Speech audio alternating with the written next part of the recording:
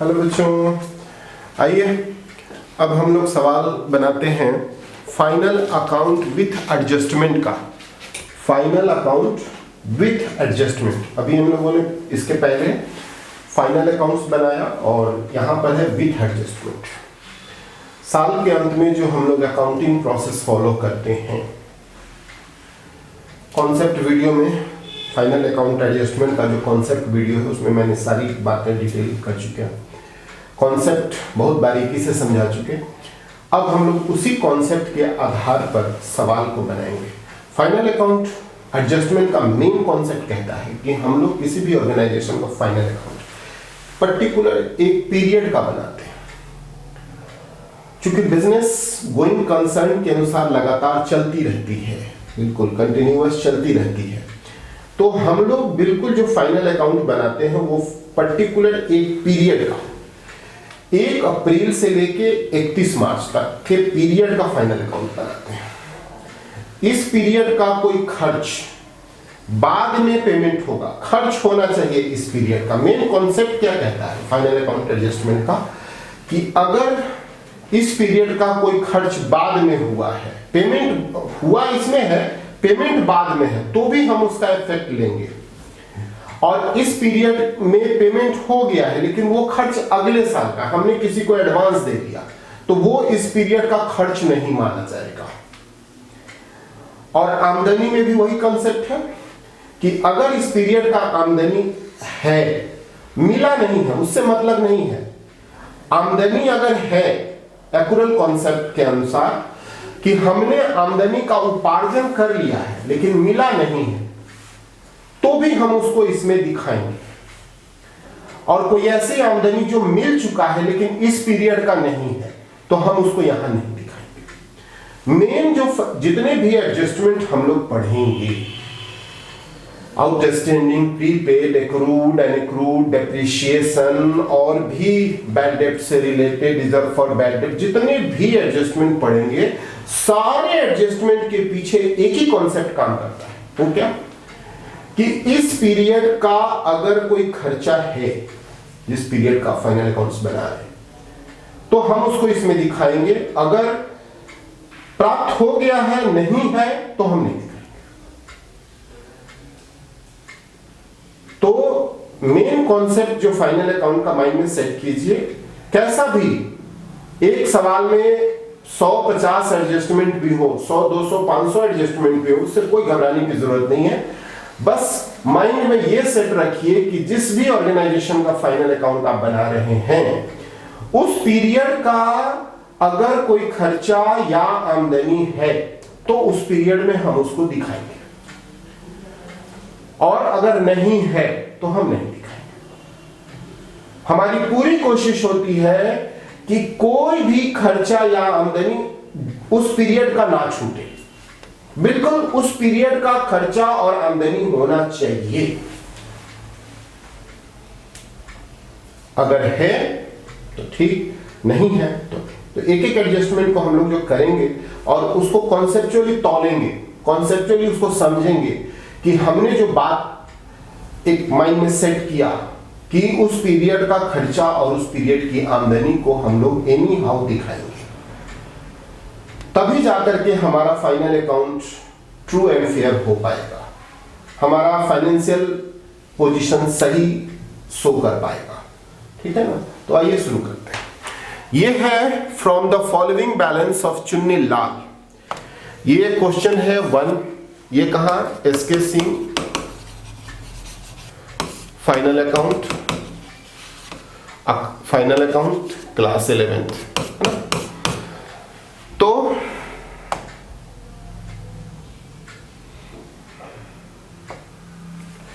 अच्छा,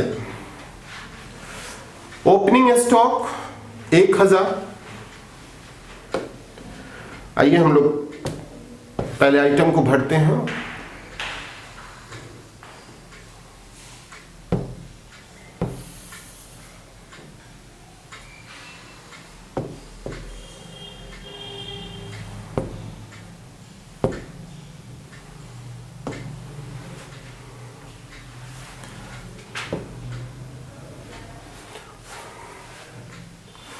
आइए, opening stock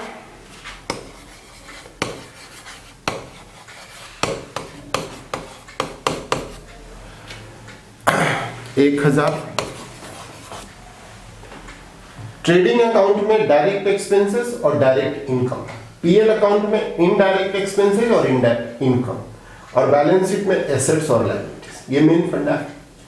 हम लोग इस ट्रायल बैलेंस से बारी बारी से चुन चुन के हम लोग सारे डायरेक्ट एक्सपेंसेस को और डायरेक्ट इनकम को ट्रेडिंग में, इनडायरेक्ट एक्सपेंसेस और इनडायरेक्ट इनकम को पीएल में, और बैलेंस शीट और एसेट्स को एसेट्स और लायबिलिटीज को बैलेंस शीट। ठीक है ना? तो जिसमें हमको एडजस्टमेंट करना है उसको थोड़ा टिक कर लेते हैं, उसको इनर कॉलम में लिखेंगे। कहता है 10% डिप्रिसिएट मशीनरी 10%, ये है आपका मशीनरी। ठीक है ना? तो आइए, purchase return to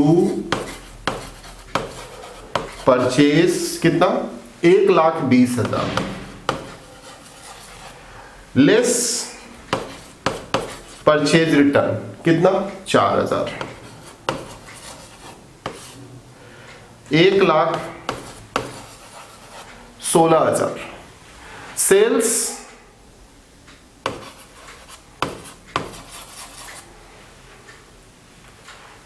1,60,000, sales return 2,000 less sales return 2,000, 1,58,000। ठीक है ना? डेटर भर देते हैं।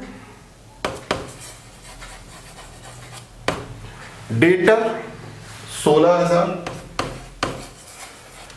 क्रेडिटर 8,000,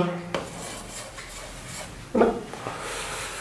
डिस्काउंट 200 और 600, डिस्काउंट हम लोग किस में भरते हैं,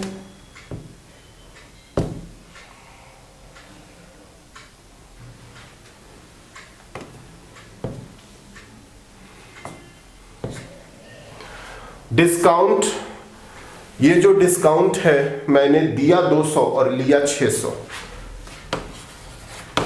डिस्काउंट 200 दिया बाय डिस्काउंट 600 लिया। ठीक है ना? रिपेयर 800, ये सब हमारा रिपेयर 800। ठीक है? Carriage outward wages, repair 800, wages 1400, wages 1400। ठीक है? Carriage outward, carriage outward, carriage inward होता तो डायरेक्ट, कैरेज आउटवर्ड है तो इनडायरेक्ट। कैरेज आउटवर्ड 800, है ना? मशीनरी 32,000,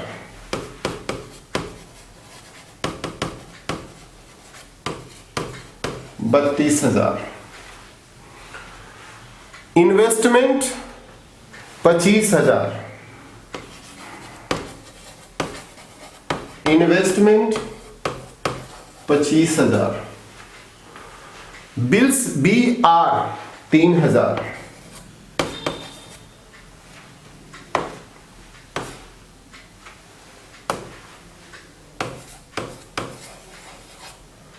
BR 3,000,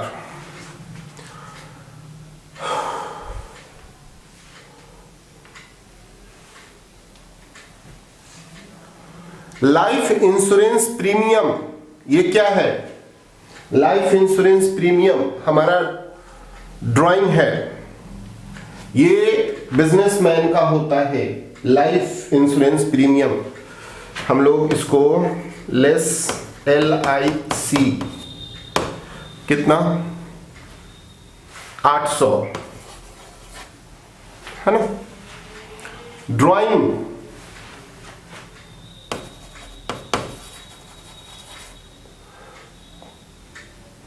2200, ठीक है।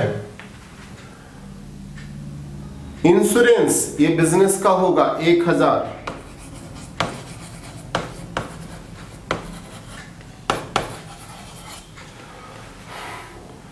रेंट पेबल 800,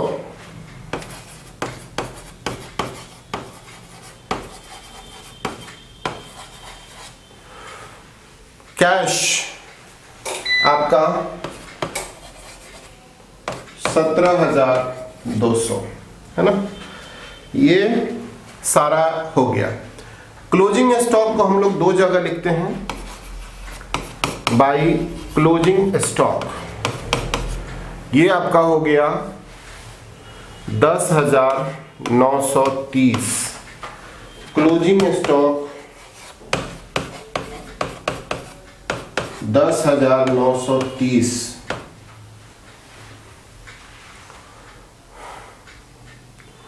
उसके बाद मशीनरी को 10% से लेस कीजिए, less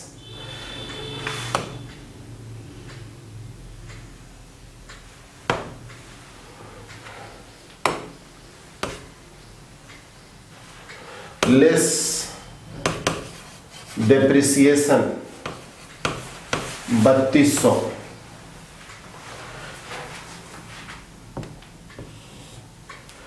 to depreciation on machine 3200, ठीक है ना। क्लोजिंग स्टॉक को भी हम लोग थोड़ा सा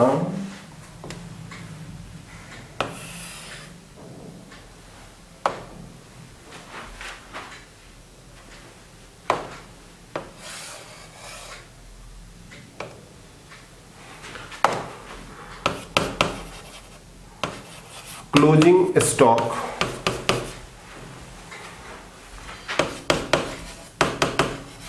क्लोजिंग स्टॉक 10,930।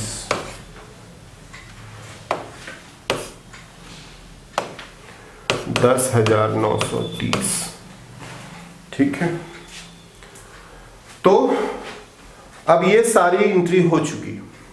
अब हम लोग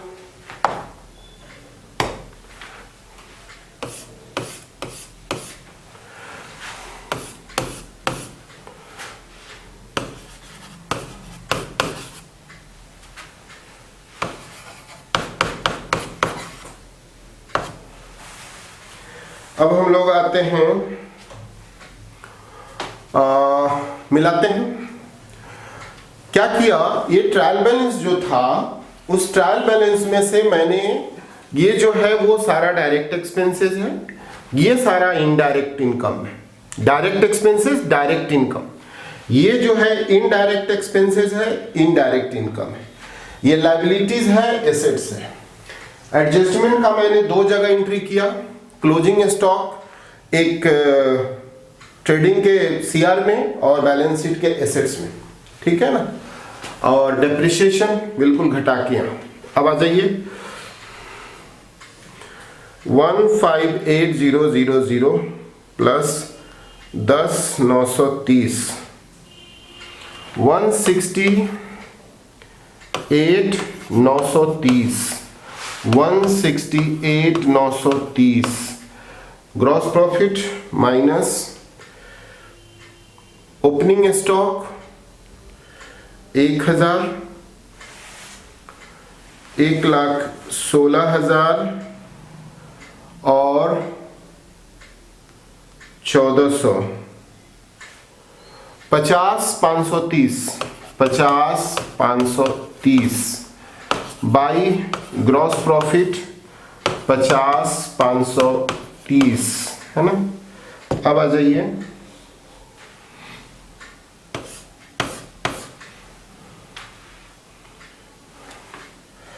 651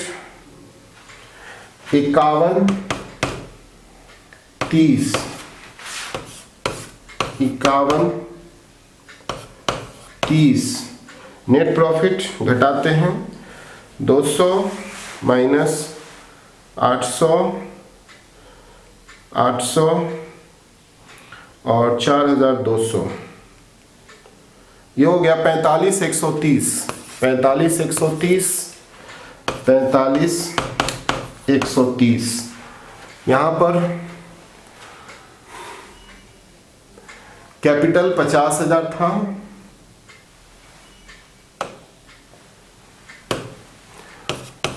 कैपिटल 50,000, एड नेट प्रॉफिट 45,130, 45,130 कितना हो गया? 95,130, 95, 50,000, 8,000, 800, 1,03,930, 1,03,930, 95,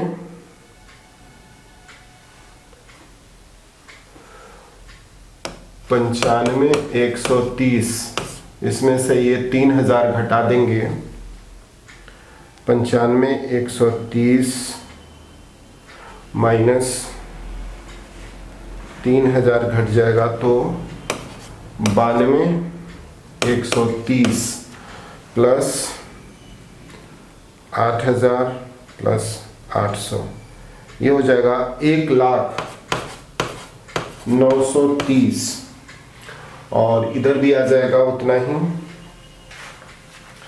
16,000 प्लस 32,000 माइनस 3200, 28,800, 28,800 प्लस 16,000, 25,000, 3,000, 17,200, 10,930, 1,09,30। तो बच्चों ये आपका कंप्लीट बन गया फाइनल अकाउंट। आई थिंक समझ में आ गया होगा। बिल्कुल। हमने क्या किया, इस ट्रायल बैलेंस जो आप देख रहे हैं, ये जो हमारा ट्रायल बैलेंस है, ये जो हमारा ट्रायल बैलेंस है, इस ट्रायल बैलेंस में हमने डायरेक्ट एक्सपेंसेस और डायरेक्ट इनकम को पहले उठाया और ट्रेडिंग अकाउंट में पुट किया। हमने फिर इनडायरेक्ट एक्सपेंसेस और इनडायरेक्ट इनकम को उठा के पीएल में पुट किया और एसेट्स एंड लायबिलिटी।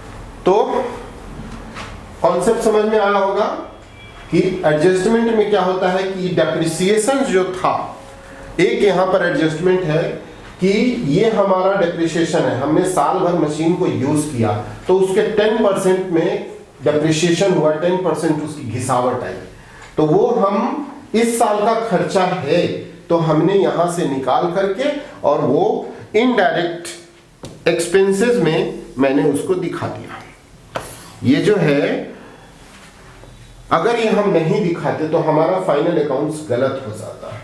ये हमारा ट्रू एंड फेयर भी हुआ कि भाई जो एडजस्टमेंट था उसका डबल इफेक्ट आया और वो हमारे बिजनेस का खर्चा है, उसको मैंने दिखा। तो थैंक यू बच्चों।